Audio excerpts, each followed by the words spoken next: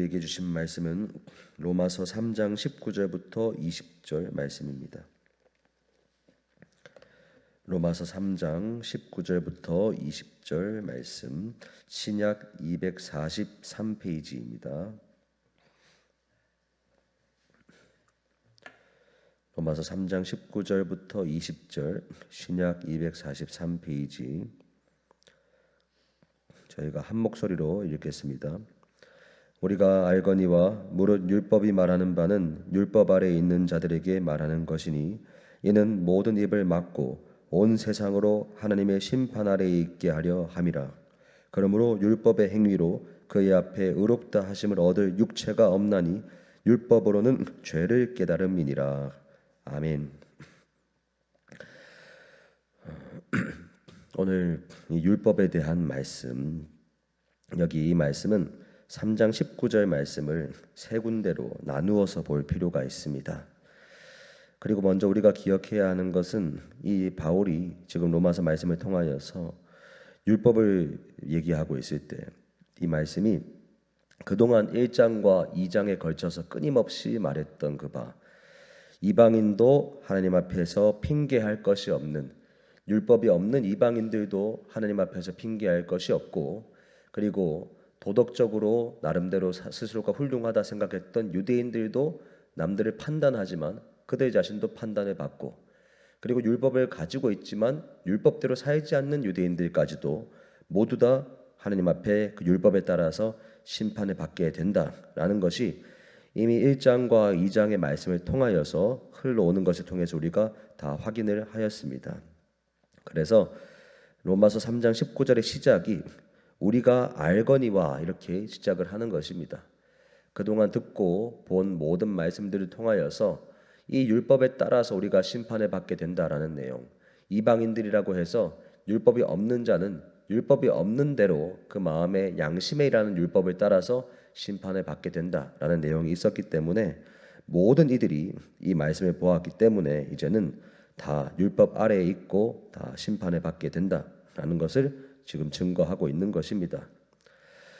이 말씀을 생각할 때 우리가 그리고 주님의 삶, 주님께 순종하는 삶을 생각할 때 우리는 알지 못해서 하지 못한다라고 생각할 때가 있습니다.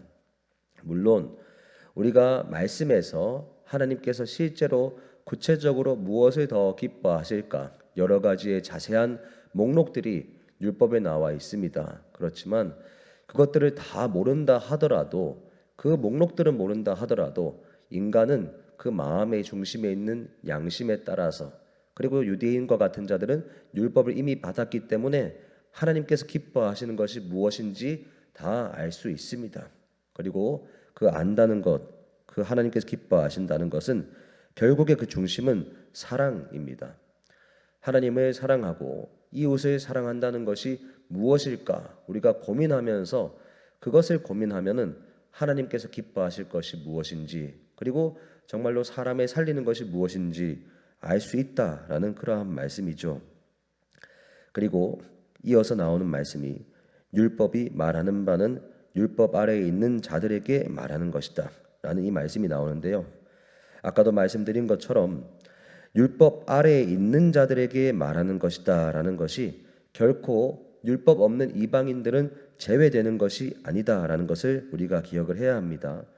3장 앞부분의 맥락에서도 의인은 없나니 하나도 없으며 또 깨달은 자도 없고 하나님을 찾는 자도 없고 모두가 죄 아래에 있다라는 이 말씀대로 율법 아래에 있는 자들만 죄의 심판 가운데 있는 것이 아니라 모든 자들이 이 율법 아래에 있다라는 것을 우리가 기억을 해야 합니다.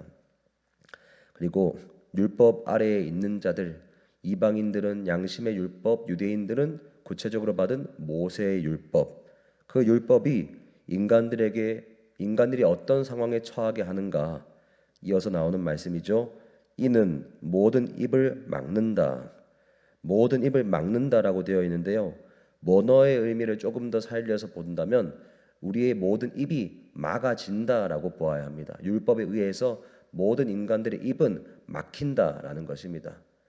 입이 언제 막히는가 할 때 내가 잘못을 해서 변명을 해야 하는데 그 변명할 내용조차도 이제는 없기 때문에 그때 말문이 다 막히고 입이 막힌다라는 것입니다.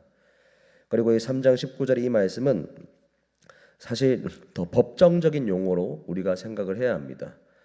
법정에 섰을 때 검사가 이 피고인이 모든 잘못을 했다라고 고발했을 때 더 이상 변호인도 이 사람의 죄를 변호할 그런 근거나 다른 여러 이유들을 더 이상 댈 수가 없는 것입니다. 변호인도 더 이상 말할 수 없기 때문에 그렇게 되니 피고인은 더 말할 것도 없지요. 피고인도 변호인이 말할 것이 없기 때문에 본인도 더 이상 검사의 고발 앞에서 아무 말도 할 수 없는 상태, 그것이 바로 입이 막혀 있는 상태다라는 것입니다. 그래서 율법에 따라서 모든 인간들의 입이 막혀 있고, 그리고 온 세상이, 여기에서도 온 세상이라고 나오죠. 율법이 있는 유대인들만 해당되는 것이 아니라 유대인과 이방인을 포함한 이 온 세상이 결국에는 하나님 앞에서 변명할 여지 없이 모두가 심판 아래에 놓여 있다라는 그 실존을 이 로마서 3장 19절의 한 절의 말씀이 다 담고 있는 것입니다. 저는 이 말씀을 묵상할 때 코로나 당시가 떠올랐습니다. 우리 성도님들께서도 코로나 때 아마 확진되는 경험을 적어도 한 번은 경험하셨을 수도 있겠다라고 생각을 합니다. 그때 당시에 코로나가 이제 막 등장하기 시작했던 당시에는 확진자가 그렇게까지 주변에 많지 않았지만 몇 년 정도 시간이 지나면서는 안 걸린 사람 찾는 게 힘들 정도로 많은 사람들이 코로나 확진을 한 번씩은 다 겪고 지나갔던 경험이 있습니다. 그런데 코로나 있던 그때 코로나가 시작된 초반에는 코로나를 확진을 경험했던 사람이 그렇게 많지 않았기 때문에 훨씬 더 그 코로나에 대한 심각성이 사람들 가운데 생각하게 되었고, 그리고 그 어떤 코로나 환자가 있었던 그 자리에 그 사람이 있었다는 것만으로도 바로 검사를 받고 확진의 여부를 따졌던 적이 있죠. 그때 당시 저 역시도 완전 초반에 코로나 확진 검사를 받아야 하는 때가 한 번 있었는데요. 그때 이 로마서 3장 19절의 말씀이 저에게 와닿았습니다. 어떠한 이유인가?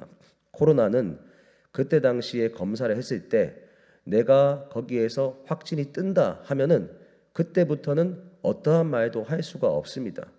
내가 그 자리에 어떠한 이유로 있었고, 내가 무엇 때문에 거기에 있을 수밖에 없었고, 그리고 내가 얼마나 나이가 젊고 내가 건강하고 이런 거 말할 수 있는 것이 아무것도 없습니다. 그저 확진이 뜨냐 확진이 안 뜨냐, 이 둘 중에 하나로 확진이 뜨면은 무조건적으로 반드시 격리를 해야 했던 것이고, 확진이 뜨지 않으면 그냥 평상시대로 생활하는 것이었죠. 마찬가지로 이 말씀에서도 우리가 율법 아래에 섰을 때, 하나님의 법 아래에 섰을 때, 하나님의 법 아래에서 죄인이라는 것이 증명되면은 더 이상 변명할 것이 아무것도 없는 것입니다. 입이 막히는 것이고, 그 어떤 변론을 스스로 펼친다 하더라도 그 하나님의 법 아래에서는 누구도 내가 죄인이라는 것이 드러나면 빠져나갈 수가 없는 것입니다. 그런데 이미 3장 초반부의 말씀에서 말한 것처럼 모든 인간들은 하나님의 율법, 하나님의 법 아래에서 모두가 죄인이라는 것이 이미 드러났습니다. 그리고 3장 20절 말씀에도 나오고 있는데요. 그러므로 율법의 행위로 그의 앞에 의롭다 하심을 얻을 육체가 없다라고 말씀합니다.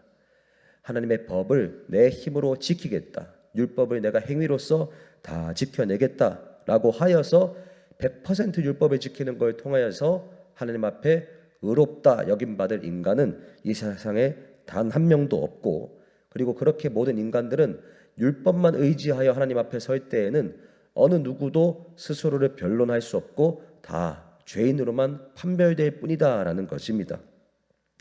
그렇다면 율법은 악한 것인가? 율법은 아무 소용과 아무 의미가 없는 것인가? 그렇지 않습니다.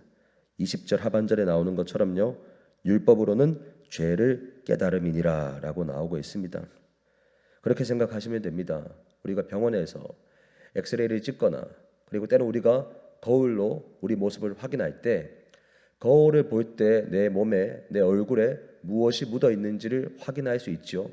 엑스레이를 찍을 때 내 뼈에 금이 간 걸 확인할 수가 있고, CT를 찍을 때 엑스레이로 확인할 수 없는 것이 CT를 통해서도 확인이 됩니다. 그런데 우리가 알 수 있는 것은 CT를 찍어서 확인하고 엑스레이를 찍어서 확인한다고 그 확인하는 것이 나를 치료해 주지는 않는다라는 것입니다.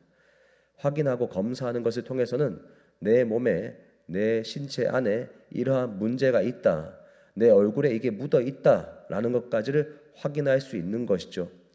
확인만 할 수 있고 치료는 못한다 하여서 어느 누구도 그렇기 때문에 엑스레이와 CT는 아무짝에도 쓸모없다, 거울도 아무짝에 쓸모없다, 이렇게 말하는 사람은 아무도 없습니다. 그것들이 있기 때문에 나에게 문제가 있는 것을 알 수 있는 것이고 이 부분에 치료가 필요한 것을 알 수 있는 것입니다. 그런데 엑스레이만 주구장창 찍어서는 어떠한 치유도 일어나지 않죠. 근본적인 치유를 하기 위해서 엑스레이를 통해서 이제 확인을 했다면 진정한 치유로 들어가야 하는 것입니다. 율법도 마찬가지입니다. 율법은 갈라디아서 말씀에도 초등 교사와 같다. 나에게 문제가 있다는 것을 밝혀주고 모든 인간은 하나님 앞에서 의롭게 될 수 없는 죄인이다라는 것을 철저하게 확인시켜주는 역할이 율법의 역할이고, 그렇다면 이제는 내가 율법 아래에서는 그 어떤 것도 변호할 수 없고 변론할 수 없고 의롭게 될 수 없으니 이제는 어떻게 해야 하는가 고민하게 하는 그 역할이 율법의 역할이다라는 것입니다. 저희가 다음 새벽 예배 때부터 이제 보게 될 21절의 말씀에 율법에 대한 그 답이 이제 나오게 되는데요. 율법으로는 죄를 깨달았다면 이제는 그 죄를 깨닫는 것을 넘어서 죄를 어떻게 해결할 것인가, 하나님이 주신 유일한 방법이 있다라는 것이 바로 3장 21절부터 이어서 그 내용이 나오게 되는 것입니다. 사랑하는 여러분, 그래서 우리는 반드시 기억을 해야 합니다.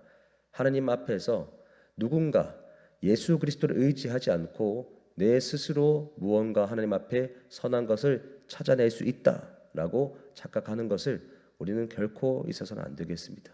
그리고 우리가 그것을 아무도 교회 다니는 사람이 내가 내 선함으로 하나님 앞에 인정받는다라고 그렇게 생각합니다 말하는 사람은 아마 아무도 없을 것입니다. 그렇지만 우리가 행동하는 것이나 우리의 생각이 나도 모르는 사이에 남들보다 나 자신을 낮게 여기는 바가 있습니다. 그런데 남들보다 나를 낮게 여기는 그 기준들, 그 생각들은 어디에서 비롯되는가? 나를 유일하게 선하게 만들어줄 수 있는 예수 그리스도를 의지하는 것이 아니라 나의 행동과 나의 생각이나 나의 지금 모습을 가지고 내가 더 나은 사람이 되고 있고 더 나은 사람이 되었다라고 생각하는 그런 율법적인 생각이 그 가운데에도 작용하고 있는 것입니다.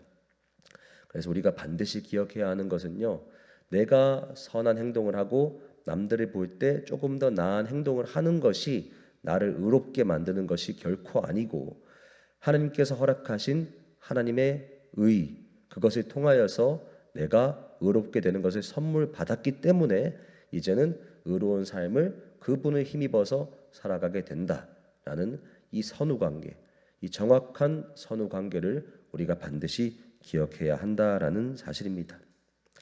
오늘 하루를 살아가실 때에도 우리가 이 하루 하나님을 바라보고 하나님을 의지하고 살아갈 수 있는 것이 우리 안에 우리 스스로 선함을 만들어내서가 아니라 하나님께서 예수 그리스도를 통하여서 주신 선함이 이미 우리에게 부어졌기 때문에 하나님을 찾는 것이고 우리가 이 자리 가운데 나아왔다라는 사실, 그리고 그 하나님을 우리가 붙잡고 살아간다라는 사실을 꼭 기억하시는 저와 여러분 되시기를 예수님의 이름으로 축복합니다. 기도하겠습니다. 하나님 감사합니다. 하나님 아버지, 정말 우리가 율법은 우리가 주님 앞에 철저한 죄인이라는 것을 드러내는 것이라는 것을 오늘 통해서 또 한 번 더 확인을 했습니다. 하나님, 정말로 우리가 율법을 통하여서 우리 스스로 의인이 될 수 없고 하나님이 우리에게 은혜의 선물로 허락하신 독생자 예수 그리스도를 통하여서만 되는 것을 믿사오니 아버지, 예수 그리스도의 그 은혜에 힘입어서 이제는 하나님께서 기뻐하시는 그 법을 지키는 삶을 이제 살아가게 하여 주옵소서. 우리 힘으로 살아가는 것이 아니라 예수의 힘을 힘입어서 그 삶을 살게 될 수 있음을 믿습니다. 감사합니다. 예수님 이름으로 기도합니다. 아멘.